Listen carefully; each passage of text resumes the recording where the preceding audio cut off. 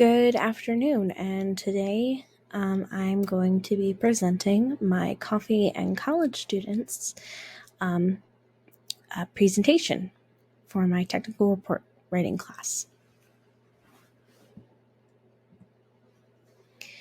So just a real quick intro. There's this kind of social almost stigma that coffee and college students are often associated. So, one of the main factors why I chose this specific topic had to do with, the way I wanted to be able to study the way that coffee and college students kind of interact and kind of getting to know like a firsthand impact in a way. And just a real quick, fact, over 85% of adults in the United States consume a caffeinated beverage every day. And as I'm sure, anybody who walks by on campus, there's been kind of an uptick in this whole idea of fast casual coffee chains. And a lot of that has kind of started with Starbucks. And a couple other big names have kind of gotten into the game. Different coffee places such as, obviously Starbucks, Dunkin', Tim Hortons is another one, Caribou Coffee, Big B, all of these different fast casual coffee chains. But for the purposes of this report, I decided to focus on Starbucks and Dunkin' Donuts because in the Northeast Ohio area, that seems to be the most prevalent of available fast casual coffee chains. So that is just, those are the two that I decided to ask people questions about. So some really quick background facts, and I honestly didn't even realize any of this. Starbucks actually has, it has more now, but this is what was reported in 2014, 11,500 locations with 300 of them on college campuses. Now, as one could hopefully assume, in the past 8-9 years, obviously that number has increased because if you go to any college campus, Akron or otherwise, you'll notice that there is always a Starbucks or some type of coffee chain or offering available. Dunkin' Donuts reported 8,500 shops across the U.S., and I found this on their official website. They did not report, though, how many locations were found on college campuses. And of course, caffeine in any form was consumed by 92% of students. That was done in, as that quote is from a research paper that I actually found regarding the caffeine consumption of college students, which I have linked in my references pages. I think if you are interested in this topic, it's definitely an interesting read. So yeah, it was interesting in all of the research that I did in preparation for this report. I was not able to find a definitive number of coffee shops that are available on college campuses. So, towards the end, we kind of talk about some things that could be further researched or investigated. And I think getting a kind of estimate of how many coffee shops are on student campuses, I think that is something that should definitely be looked further into. So yeah, but we'll talk about that later. So for my survey questions, I had 5 different questions, and 2 of them were kind of demographic type questions.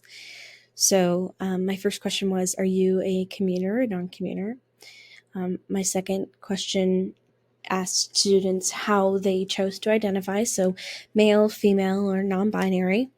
And then we kind of get into the coffee related questions. So, do you prefer Starbucks or Dunkin'? Do you spend less or more than $10 a week on coffee? Do you spend more or less than 5 cups of coffee? Or I'm sorry, do you drink more or less than 5 cups of coffee a week? I figured that these were some pretty good baseline questions. We get a little bit of the demographics and get a little bit of the kind of meat and potatoes of the research that we were looking for. So for my data and results, and I'm not sure why the graphs got cut off there, but they did. So I apologize. The survey was made available to approximately 200 college-age individuals, of whom 70 chose to partake. So what I ended up doing is I'm in different group chats with people who are college-aged. And so I basically just sent out a mass text to all of those people and was like, hey, if you have the time and you're available, I would really love it if you guys are able to take this survey. If not, that's cool. And 70 of them decided to take the survey and answered, and I think that is spectacular. So just a quick shout out and a thank you to them. So yeah, let's kind of get into it. So 41 of those 70 people who answered responded as commuters, while 29 responded as non-commuters. Likewise, 38 students identified as female, 27 identified as male, and 5 students identified as non-binary, which I think is really cool. It's cool that we kind of had, I think it's really cool to have a kind of spread and diversity within a survey sample. And so it's nice having a survey sample that was as large as I was able to get it, to kind of see that diversity, because I do think it has an effect.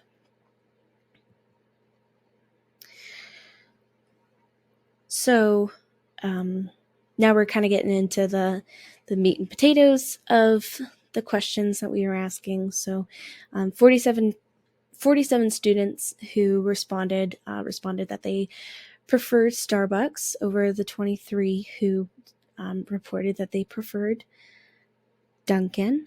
And 39 students spent less than $10 a week, while 31 spent over $10 a week. And then 44 students reported drinking less than 5 cups of coffee a week, while 26 reported drinking more than 6 cups of coffee a week. So I actually found that really interesting, because initially when I was doing this report, I assumed that, college students would be drinking more than 5 cups a week of coffee. And I don't know if that's because of my own implicit bias, because I personally cannot get through my day without at least 1 cup of coffee, sometimes 2. Or maybe it's just a societal, notion of coffee in college students. But it was really interesting to see that most students spent less than $10 a week and drank less than 5 cups of coffee a week. So, like I said, my initial hypothesis were that students would drink more than 5 cups of coffee and spend more than $10 a week on coffee.